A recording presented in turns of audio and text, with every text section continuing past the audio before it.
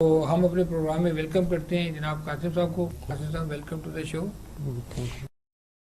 جی تو ہم یہ پوچھنا آپ سے چاہ رہے ہیں کہ آپ نے سب سے پہلے حضور پاک کو کب خواب میں دیکھا؟ جو میں نے اپنے لائف میں محمد صلی اللہ علیہ وسلم کو اپنی خواب میں دیکھا تو اس وقت میری عمر تقریباً 13 سال تھی. جی. تو اس وقت میں نے ان کو اپنی خواب میں دیکھا تھا. جی. ان کی زیارت نصیب ہوئی تھی. جی.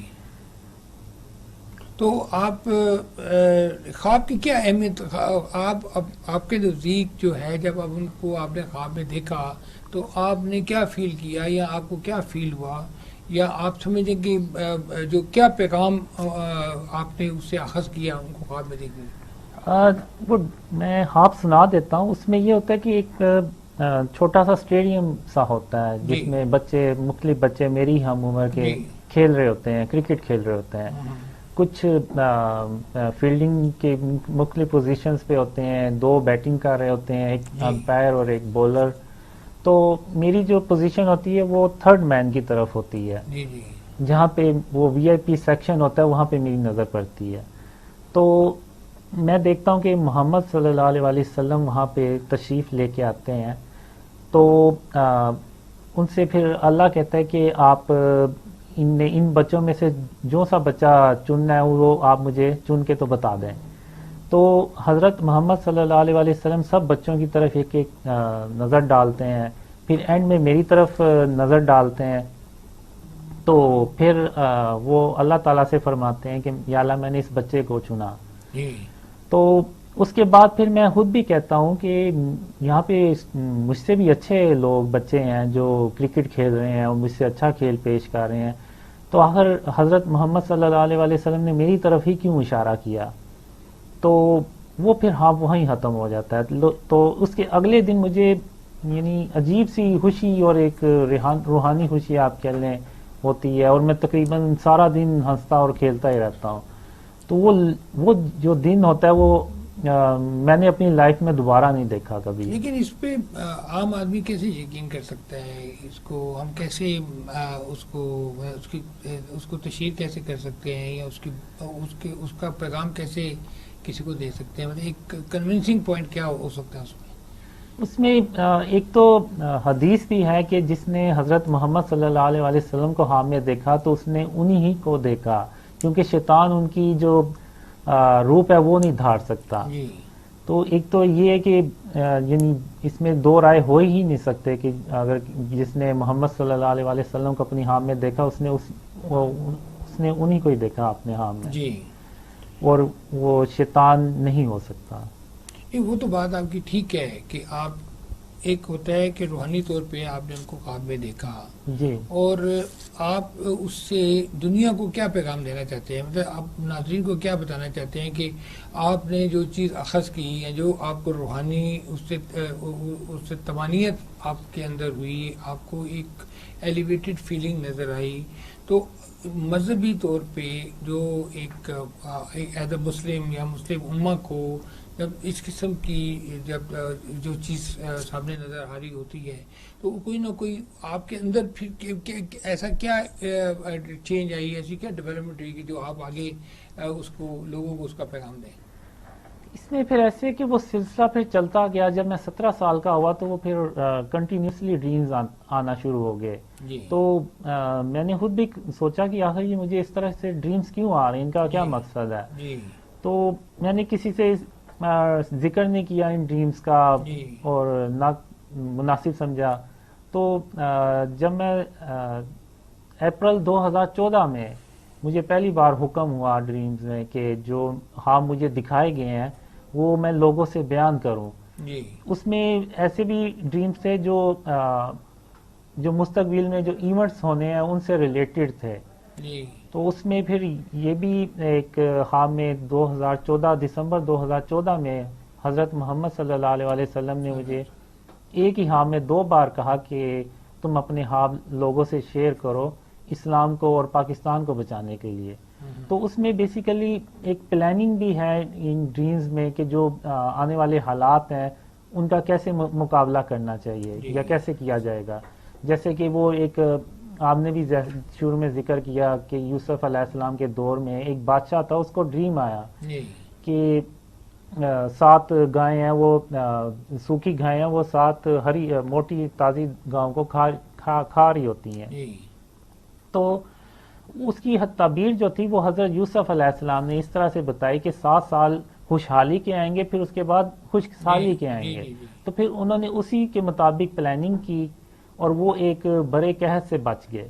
تو یہ بھی پلاننگ ان ڈریمز میں ایسی ہی ہے کہ وہ اگر ہم اس پہ یعنی عمل کریں گے تو پھر ہم ایک بڑے مشکلات سے بچ جائیں گے. مطلب آپ کی اپنی جو آپ خود خواب دیکھتے ہیں، جو آپ نے حضرت صلی اللہ علیہ وسلم کو خواب میں دیکھا، تو ایک تو یہ ہوتا ہے کہ مسلم امہ کو آپ نے کس طرح کا پیغام اپنے طور پہ کیا پیغام دینا چاہیں گے، یا جو آپ کی اپنی اس کے ایک فیلنگ کنورٹ ہوتی ہے آپ کی کہ آپ خود اپنے طور پہ بھی کوئی خواب دیکھتے ہیں، خود بھی کچھ چیز دیکھتے ہیں آپ؟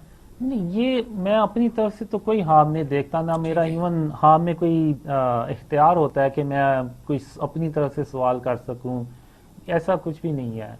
اور جو ڈریمز میں زیادہ پیغام یہی آیا کہ جو شرک اور اس کی اقسام ہے اس سے اس ملک کو پاک کیا جائے، اس کے بعد تبھی وہ اللہ کی رحمتیں اور برکتیں نازل ہوتی ہیں. شرک تو دیکھیے، شرک تو ویسے ہی اسلام میں بالکل جائز نہیں ہے. سب سے ناپسندیدہ چیز جو ہے وہ شرک ہی ہے. لیکن اگر آپ ماڈرن دور میں جو ماڈرن اگزامپل ہیں شرک کی، تو وہ تو آج کل آپ دیکھیں تو جگہ جگہ نظر آتی ہیں. ایون جب مجھے خواب میں دکھایا گیا کہ یہ شرک یہ بھی شرک کے زمرے میں آتا ہے، یہ بھی چیزیں شرک کے زمرے میں آتے ہیں، تو پھر میں نے اس کے بعد اندازہ لگایا یہ تو یعنی نہیں، وہ تو دنیا میں جو جس طرح کی لا قانونیت ہے، یا جس طرح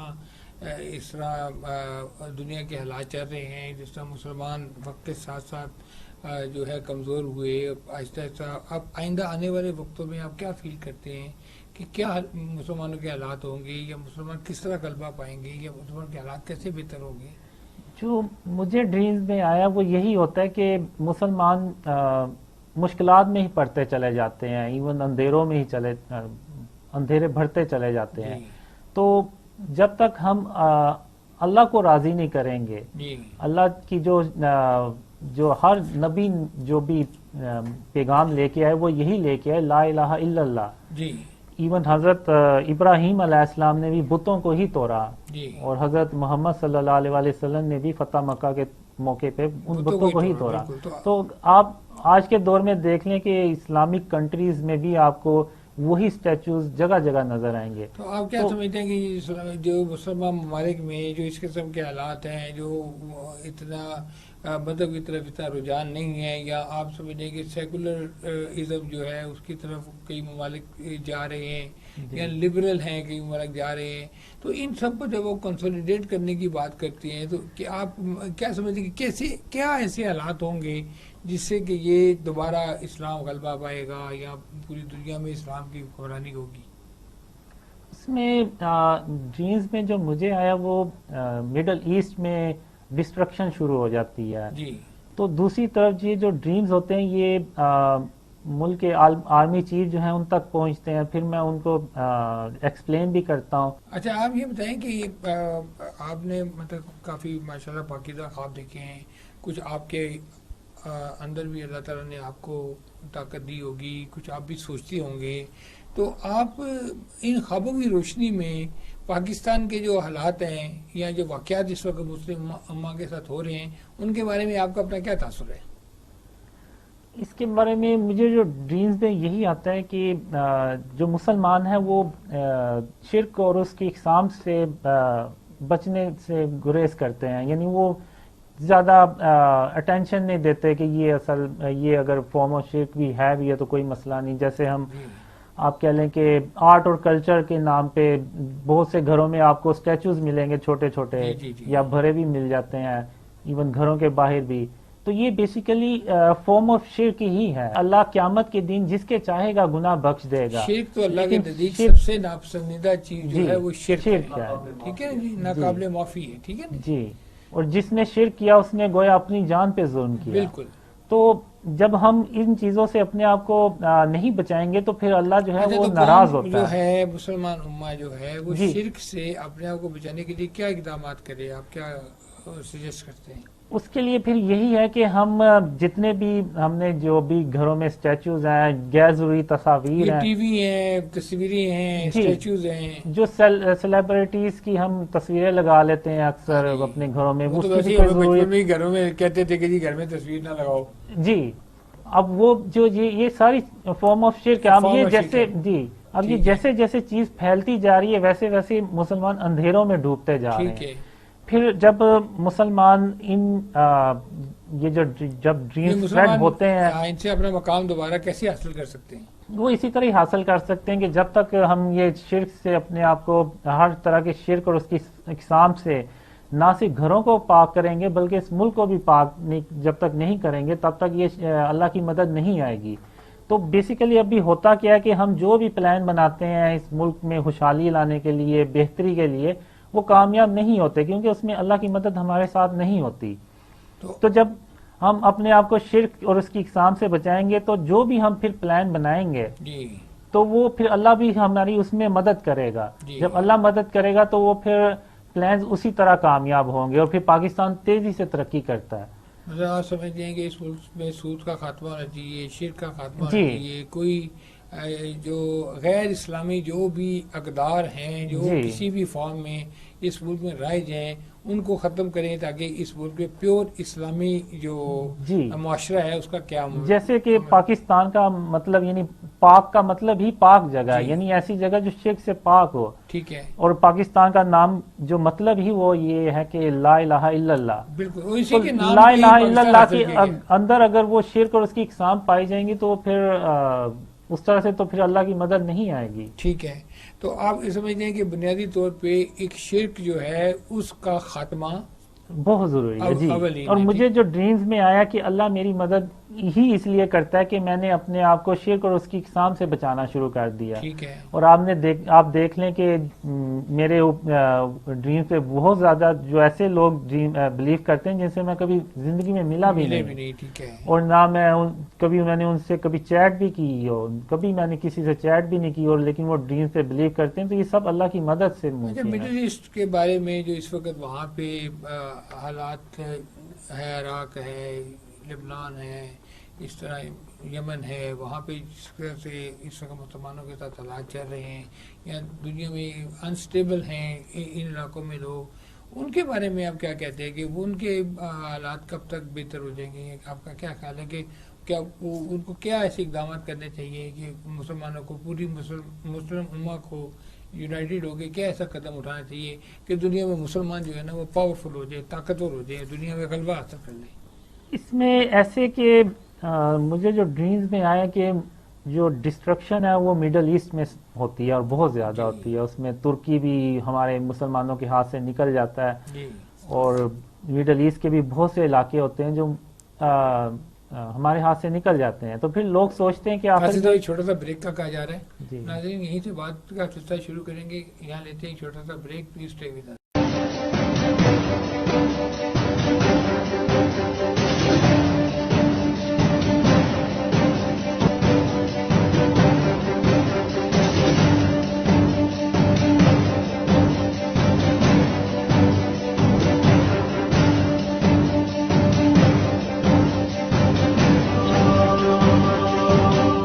ویلکم بیک ناظرین.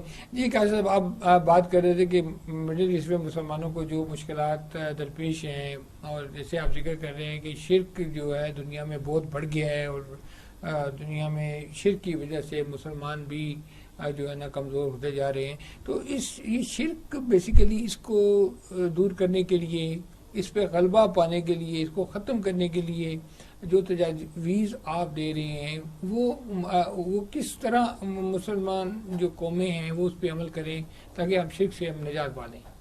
جو مجھے ایک ڈریم میں آیا تھا کہ یہ دنیا اس سے پہلے اتنی شرک سے بھری کبھی نہیں تھی جتنی کہ یہ آج ہے. اچھا. تو جب مجھے ڈریم میں دکھایا گیا، سکھایا گیا کہ شرک اور اس کی اقسام کون سی ہیں، جی. تو پھر میں نے خود بھی ریلائز کیا ہر گھر میں ہی تقریباً یہ شرک اور اس کی اقسام ملیں گی. ایون مسلمان جو ملک ہیں اور جو مسلمانوں کے جو گھر ہیں ان میں بھی یہ چیز پائی جاتی ہے. تو اس میں پھر یہ کہ ہمیں انڈیویجولی بھی اس پہ ایک عمل کرنا ہوگا، اپنے گھروں میں جو غیر ضروری اسٹیچوز پڑے ہوتے ہیں، چھوٹے جو ڈیکوریشن پیسز ہیں، ہوتے ہیں، اسٹیچوز ہیں اور تصاویر ہیں، ٹی وی ہے گھر میں. نہیں ٹی وی تو ایک اس طرح سے نہیں ہے، جب آپ کو ضرورت ہوتی ہے تو آپ دیکھتے ہیں، تو اس کے بعد پھر آپ بند کر دیتے ہیں تو اسکرین بلیک ہو جاتی ہے، اس کا تو کوئی مسئلہ نہیں ہے. لیکن جو ایک تصویر دیوار پہ لگی ہوئی ہے یا جو اسٹیچو پڑا ہوا ہے، ڈیکوریشن پیس ہے، وہ آپ لائٹ آف بھی کر دیں گے تو اس کی موجودگی وہیں رہے گی. تو پھر جب اس کو ہم اسٹیپ بائی اسٹیپ جب اس کو شرک اور اس کی اقسام کو ہم اپنے گھروں سے ریموو کریں گے، اپنے یہ جو علاقے ہیں، یہ ملک ہے، اس میں آپ دیکھیں کہ ابھی بہت سی ہاؤسنگ سوسائٹیز ایسی بننا شروع ہو گئی جس میں بڑے بڑے بھی اسٹیچوز بنائے جاتے ہیں، قسم کے اسکوائرز بناتے ہیں، اسٹیچوز بناتے ہیں. جی تو آپ سمجھتے ہیں کہ یہ نہیں ہونے چاہیے. چلیے آپ یہ بتائیں کہ پاکستان جو ہے 1947 میں آزاد ہوا اور اسلام کے نام پہ یہ ملک حاصل کیا گیا. پاکستان کے بارے میں آپ کیا سوچتے ہیں، کیا دیکھتے ہیں کہ پاکستان کیسے ایک پاورفل دنیا میں قوم بن سکتا ہے، ایک سپر پاور دنیا میں بن سکتا ہے؟ اس میں بھی پھر یہی آ جاتا ہے کہ شرک اور اس کی اقسام سے ہی پاک کیا جائے. تو اس کے بعد پھر یہ ہوتا ہے کہ اللہ کی جو رحمتیں اور برکتیں ہیں وہ پاکستان میں نازل ہوتی ہیں. بالکل. اور جو پاکستان میں آپ کو پتہ ہے کہ ٹیلنٹ کی بہت زیادہ ٹیلنٹ ہے، کوئی ٹیلنٹ کی کمی نہیں ہے، لوگوں کے پاس بہت سکلز ہیں. تو اللہ ان سکلز کو اور ان ٹیلنٹس کو بڑھا دیتا ہے. قرآن و سنت کی روشنی میں جو اللہ تعالیٰ نے احکامات جاری کیے ہیں، جو احادیث میں جو فرمان ہیں، اس پہ عمل کر کے ہی یہ شرک سے نجات حاصل کی بالکل. اس کے بعد پھر سود کا نظام ہے، اس کو ختم کیا جاتا ہے، جھوٹ نہ بولا جائے، سچ بولا جائے، عدل اور انصاف ملتا ہے سب کو. یعنی انصاف ہوتا ہے، یہ نہیں ہوتا کہ طاقتور کے لیے عدل بڑی ایک قانون اور دوسرے کے لیے دوسرا قانون. تو وہ ایک بیسیکلی اسلامک نظام ہوتا ہے جو آپ کہہ لیں کہ اسلامی نظام میں سب سے بنیادی چیز یہ ہے کہ عدل ہو. جی لیکن ظلم کا اپوزٹ عدل ہے نا، انصاف. ٹھیک ہے. اور جو سود کا خاتمہ ہو. جی بالکل، سود کا خاتمہ بھی ہوتا ہے. اور اس میں پھر جو غریب لوگ ہوتے ہیں ان کی مدد کی جاتی ہے، ان کو پھر پاؤں پہ کھڑا کیا جاتا ہے. جی. اور اچھا آپ یہ بتائیں کہ کشمیر کے بارے میں آپ کیا فیل کرتے ہیں؟ کشمیر پاکستان کا ایک اٹوٹ انگ ہے، 70 سال سے ہمارا کشمیر کے ساتھ جھگڑا چل رہا ہے. اب کشمیر کے بارے میں کبھی کوئی خواب دیکھا ہے کہ کشمیر کبھی پاکستان انشاءاللہ تعالیٰ پاکستان فاتح ہوگا اور کشمیر ہمارے پاس آئے گا؟ جی اس کے بارے میں نے کشمیر کے بارے میں بھی ڈریم دیکھا ہے کہ یہ ایک وقت آتا ہے کہ کشمیر آزاد ہو جاتا ہے اور پاکستان کا ہی حصہ بنتا ہے. ٹھیک ہے انشاءاللہ. جی انشاءاللہ.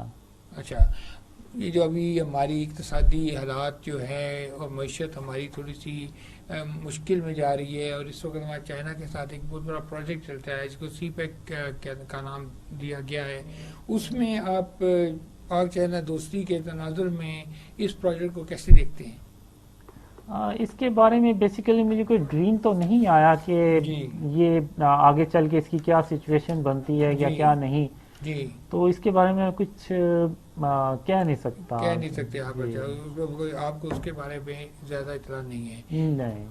اچھا آپ یہ بتائیں کہ یہ جو آنے والے وقت ہیں، جو دور آ رہا ہے، پاکستان آگے ترقی کرے، سپر پاور بنے اور دنیا میں ہمارا ایک نام ہو پاکستان کا. پاکستان نے پچھلے 30 سال میں جس طرح دہشت گردی کے اوپر غلبہ پایا ہے، اور پچھلے دنوں ہمارے انڈیا کے ساتھ ایک تھوڑی سی جھڑپ بھی ہوئی جس میں ہم نے ان کے جہاز بھی کرائے.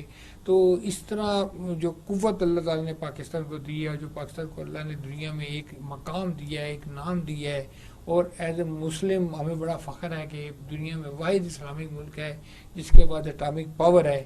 تو آپ کیا سمجھتے ہیں کہ پاکستان آنے والے دنوں میں فردر اسٹرانگ ہوگا؟ جی انشاءاللہ. معاشی طور پہ، سیاسی طور پہ، اور ہر لحاظ سے پاکستان اسٹرانگ ہوتا ہے.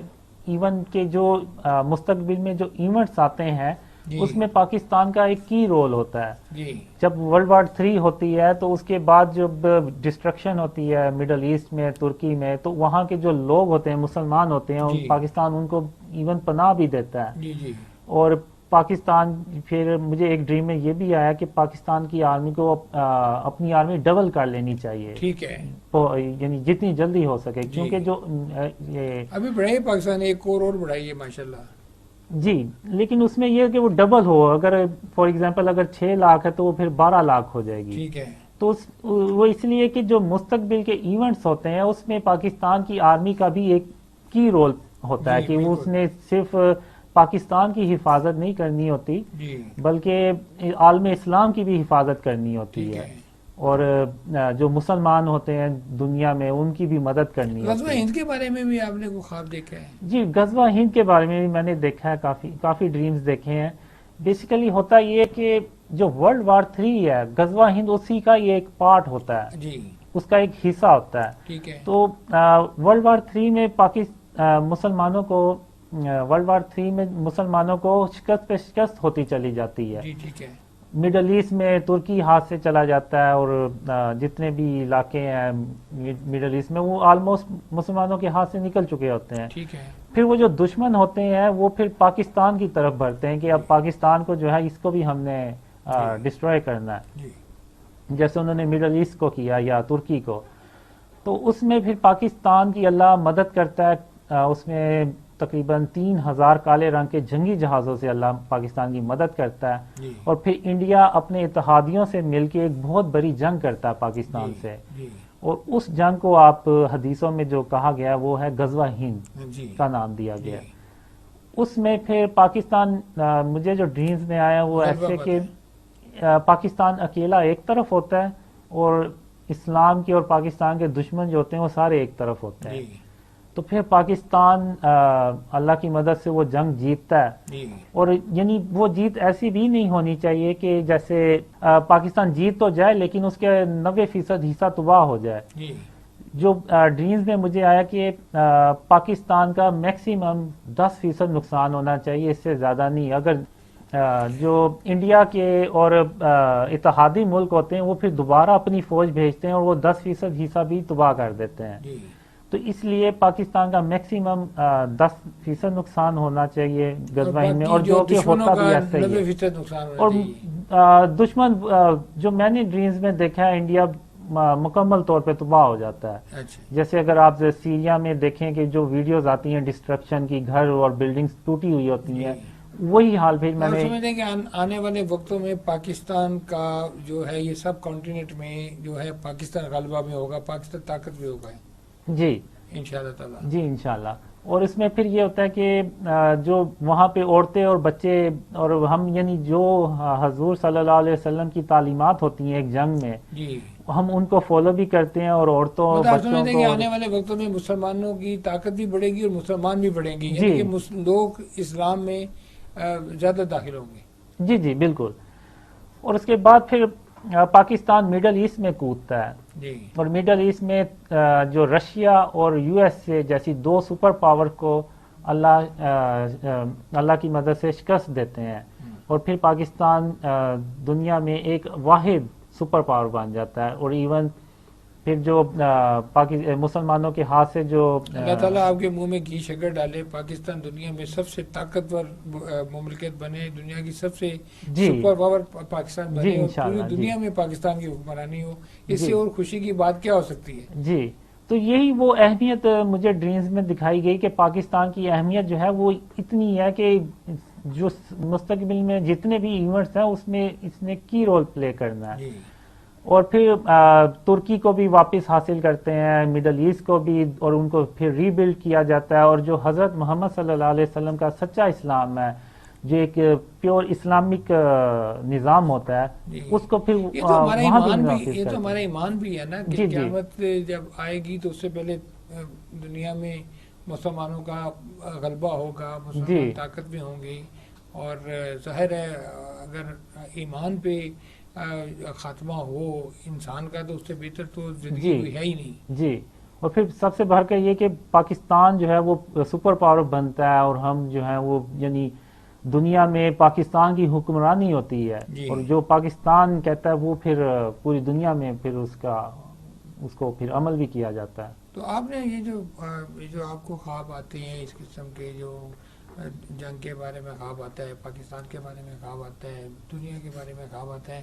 تو اس خواب کی روشنی میں آپ جو پاکستان کے حکمران ہیں یا پاکستان کی جو گورنمنٹ ہے ان کو کیا تجویز دیں گے کہ وہ کس طرح کے اقدامات کرے آنے والے وقت میں، کس طرح کا طرز حکمرانی ہو پاکستان میں، جس سے کہ جس طرح آپ بیان کر رہے ہیں کہ پاکستان دنیا میں نمبر 1 سپر پاور بنے؟ اس میں یہی ہے کہ یہ آہستہ آہستہ جو ڈریمز ہیں یہ اسپریڈ ہوتے چلے جاتے ہیں. ایون جو میں شروع میں جب ڈریمز شیئر کرتا ہوں تو ایک تھوڑے سے لوگ اس پہ بلیو کرتے ہیں، پھر اس کے بعد کچھ اور لوگ آتے ہیں، پھر ایک ایسا وقت آتا ہے کہ میڈیا کے اور ٹی وی اینکرز میڈیا میں مطلب مختلف جگہ پہ آپ نے اپنے انٹرویو دیے ہیں، آپ کے سوشل میڈیا پہ بھی کافی پروگرام اپلوڈ ہوئے ہیں. جی، تو وہ وہی ہے کہ وہ آہستہ آہستہ پھر وہ ڈریم سپریڈ ہوتے چلے جاتے ہیں. پھر ایک وقت آتا ہے کہ جو پولیٹیشینز ہوتے ہیں، پھر ملک کے جو بڑے لیڈرز ہوتے ہیں سیاسی، ان کو ان ڈریمز کا پتہ چلتا ہے، پھر اس کے بعد آرمی چیف کو. تو پھر جب ان کو ان ڈریمز کا پتہ چلتا ہے تو وہ پھر ان ڈریمز کے مطابق جو پاکستان کے جو ریاستی ادارے ہیں وہ پھر پلاننگ کرتے ہیں. آپ ان کو لکھیں، آپ ان کو ملیں، ان کو بتائیں جا کے کہ مجھے اس قسم کے خواب آتے ہیں جس سے میں ملک کی بہتری کے لیے اچھی چیزیں دیکھتا ہوں، اسلام کی بہتری کے لیے اچھی چیزیں دیکھتا ہوں، پاکستان کی بہتری کے لیے اچھی چیزیں دیکھتا ہوں. جی، اس سلسلے میں ہم کانٹیکٹ کرتے رہتے ہیں، میں اور میرے ساتھی بھی. اور ایون میں نے 2016 اکتوبر 2016 میں آرمی چیف کو بھی لیٹر لکھا تھا بائی پوسٹ کہ اس طرح سے یہ پاکستان کی جو ذمہ داری ہیں آنے والے مستقبل میں کیسی ہوں گی اور کیا ہوں گی. جیسے لوگ جیسے کوئی لوگ پریڈکشن کرتے ہیں اس طرح، جیسے نجومی بات کرتے ہیں، جیسے کوئی پامس بات کرتے ہیں، ایسٹرالوجسٹ بات کرتے ہیں، ہر کوئی پاکستان کے بارے میں یا دنیا کے بارے میں اپنی جو خیالات ہوتے ہیں یا اپنے علم کے مطابق بیان کرتے ہیں. تو آپ یہ چیزیں ساری جو ہے نا اپنے خواب کے حساب سے اس کو ڈسکرائب کرتے ہیں؟ جی، میں صرف اتنا ہی جانتا ہوں جتنا کہ مجھے خوابوں میں دکھایا گیا، اور میں صرف اتنا ہی ایکسپلین کرتا ہوں. اور اس کو آپ امپارٹ کرتے ہیں، آگے تک پہنچاتے ہیں؟ جی، آگے تک پہنچاتا ہوں. جی، اور پھر حضرت محمد صلی اللہ علیہ وسلم کا بھی یہی حکم تھا کہ میں ان خوابوں کو شیئر کروں، لوگوں سے بیان کروں، اسلام کو بچانے کے لیے اور پاکستان کو بچانے کے لیے. تو ان خوابوں میں آپ نے جو ابھی میں نے ایکسپلین کیا، آپ کو پتہ چل ہی گیا ہوگا کہ پاکستان کی کیسے ذمہ داری ہیں. اب جس طرح ہم چل رہے ہیں، جس طرح سے یہ ملک جا رہا ہے، تو اس طرح تو ہمیں نہیں لگ رہا کہ یہ پاکستان بہت جلد ترقی کرے گا. تو یہ تبھی ممکن ہوتا ہے جب ریاست یا ادارے ان خوابوں کے مطابق پلاننگ کرتے ہیں، تو تب اللہ کی رحمتیں اور برکتیں نازل ہوتی ہیں، اور پاکستان ایک طرح سے 3x سپیڈ سے ترقی کرتا ہے. اور ایون اتنی تیزی سے ترقی کرتا ہے کہ یورپ کے جو لوگ ہیں امریکہ میں، وہ کہتے ہیں کہ یہ تو وہ لوگ تھے جو پست لوگ تھے، کہ ہم سے یہ پیسے مانگتے تھے، ہم سے یہ ہر جو بھی گورنمنٹ آتی تھی ہم سے پیسے لینے آ جاتے تھے، اور آج یہی وہ لوگ ہیں جو ترقی کر رہے ہیں، اور ایون وہ اپنے جہاز خود بنانا شروع ہو گئے ہیں. اور ایسا ملک ہوتا ہے کہ ابھی جیسے ہم بہت سے پاکستانی خواہش کرتے ہیں کہ وہ امریکہ میں پیدا ہوئے تھے یا انہیں امریکہ میں جانے کا موقع ملتا. یہ تو گورنمنٹ کا بھی یہ مشن ہے، اور یہی کہا جاتا ہے کہ جب پاکستان میں آئندہ آنے والے وقتوں میں اتنی خوشحالی ہوگی اور اتنی معیشت بہتر ہوگی کہ پاکستانی جو باہر ہیں وہ یہاں پاکستان میں آ کے کام کرنا پسند کریں گے، اور اس ملک میں جو ہے وہ معیشت بھی بہتر ہوگی، حالات بھی بہتر ہوں گے. جی، انشاءاللہ. جی، تو آپ سمجھتے ہیں کہ آنے والا وقت پاکستان کے لیے ایک اچھا ٹائم ہے، اچھا وقت؟ جی، انشاءاللہ اچھا ٹائم ہے. لیکن اس سے پہلے یہ بھی ہوتا ہے کہ جو دشمن ہوتے ہیں وہ پاکستان کو، جو مجھے ڈریمز میں آیا ہے، جو میرے خوابوں کی جو پہلی نشانی ہوتی ہے، وہ پاکستان کو توڑا بورا بنانے کی کوشش کی جاتی ہے. مینس کے پاکستان 30 سال دہشت گردی کے خلاف جنگ لڑتا رہا، الحمدللہ ابھی بڑا سکون ہو گیا، امن ہو گیا، جی، اللہ کا شکر. اب ہم ان حالات سے نکل گئے ہیں جو ہمارے. جی، بس اب ایک ایسا ہے کہ ایک اسلامی طرز کا نظام حکومت ہوگا، تو پھر اللہ کی رحمت ہر شخص کی دعا ہے کہ پاکستان میں اسلامی طرز حکومت آئے. جی، اور حضرت محمد صلی اللہ علیہ وسلم کا جو اصل اسلام ہے وہ دیکھیے. ابھی تو عمران خان صاحب نے یہ کہا نا کہ ہم اس کو ریاست مدینہ بنانا چاہتے ہیں، تو بیسیکلی کنسپٹ تو ان کا بھی یہی ہے نا کہ یہ وہی ریاست بنے جو ریاست حضور صلی اللہ علیہ وسلم کے دور میں جو ریاست مدینہ تھی اسی کا ریفلیکشن اس میں پھر یہ نا کہ ہمیں ٹھوس اقدامات بھی کرنے ٹھوس ہوں گے. اقدامات تو دیکھیے ذرا جی گورنمنٹیں تو کوشش کرتی ہے نا, پالیسی بناتی ہیں, پلاننگ کرتی ہیں, پھر ڈیولپمنٹ کرتی ہیں, ایگزیکیوٹ کرتی ہیں, تو سارا کام تو پوری جی اس سے پھر یہ پہلے ان سب منصوبوں پہ یہ تبھی کامیاب ہوں گے جب ہم اللہ کو راضی کریں گے. یہ بنیادی بات ہے نا جی. دیکھیں یہ تو آپ کی جو بات ہے نا, یہ تو بنیادی بات ہے کہ اللہ راضی ہوگا تو سب کچھ جی, اور اللہ تبھی راضی ہوگا جب ہم شرک اور اس کی اقسام سے پاک کریں گے. اب جو مجھے خوابوں میں آیا کہ ہمارے پاس صرف ایک ہی آپشن ہے, یا تو ہم اللہ اور اس کے رسول صلی اللہ علیہ وسلم کو خوش کر لیں یا پھر ہم اپنے نفس کو خوش کر لیں. ابھی جو ہم ڈیکوریشن پیس رکھ لیتے ہیں, سیلیبریٹیز کی تصاویر لگا لیتے ہیں, وہ ہم بیسیکلی ہم اپنے نفس کو خوش کر رہے ہوتے ہیں. ٹھیک ہے. ایون جو ہم موویز دیکھتے ہیں, ایسی موویز جس میں کہ باطل خدا دکھائے جاتے ہیں اور دکھایا جاتا ہے کہ ایک ہیرو ہے, اس کی باطل خدا نے مدد کی اور وہ نعوذ باللہ اس کی مدد کی اور وہ کامیاب ہو گیا. تو بیسیکلی ہم ایکسیپٹ کر لیتے ہیں کہ وہ جو باطل خدا ہے اس کی کوئی نہ کوئی ایگزسٹنس ہے. تو یہ وہی فارم آف شرک ہی ہوتی ہے یہ چیزیں. تو بنیادی طور پہ آپ سمجھتے ہیں کہ شرک جو ہے وہ تمام مسائل کا جو ہے نا وہ جڑ ہے, اور اگر دنیا میں شرک ختم ہو جائے تو اللہ بھی راضی ہو جائے گا. جی اللہ بھی راضی ہو جائے گا. جی بالکل. اب اس میں آپ ایسے دیکھ لیں کہ جیسے اب یہ جو ایک عمارت ہے اس کا کوئی اونر ہوگا, تو اب کوئی باہر سے اٹھ کے آ جائے اور اس کو کہے کہ یہ میری ملکیت ہے تمہاری نہیں ہے, تو وہ اس اونر کو بہت غصہ چڑھے گا. کہ اسی طرح پھر جب ہم اللہ کے ساتھ کسی کو شریک ٹھہراتے ہیں تو اللہ کو بھی یعنی اسی طرح پھر وہ ہم غصے ہوتا ہے اور ناراض ہوتا ہے. تو ہم نے اس شرک کو ہم معمولی, ہمارے نزدیک تو یہ چیزیں معمولی ہیں, لیکن اللہ کے نزدیک یہ بہت بڑی چیزیں ہیں. جی جب اللہ کی وحدانیت کو چیلنج کیا جائے گا تو پھر اللہ کو تو پھر ناراض تو ہوگا وہ. بالکل صحیح بات ہے. محمد قاصد صاحب آپ کا پروگرام میں آنے کا بہت بہت شکریہ. ناظرین آپ نے محمد قاصد صاحب کی گفتگو سنی. جو ان کی گفتگو کا جو کرسٹ ہے, جو بنیادی بات ہے وہ یہ ہے کہ مسلمان اس وقت تک ترقی نہیں کر سکتے جب تک شرک سے مکمل طور پر چھٹکارا حاصل نہ کر سکیں.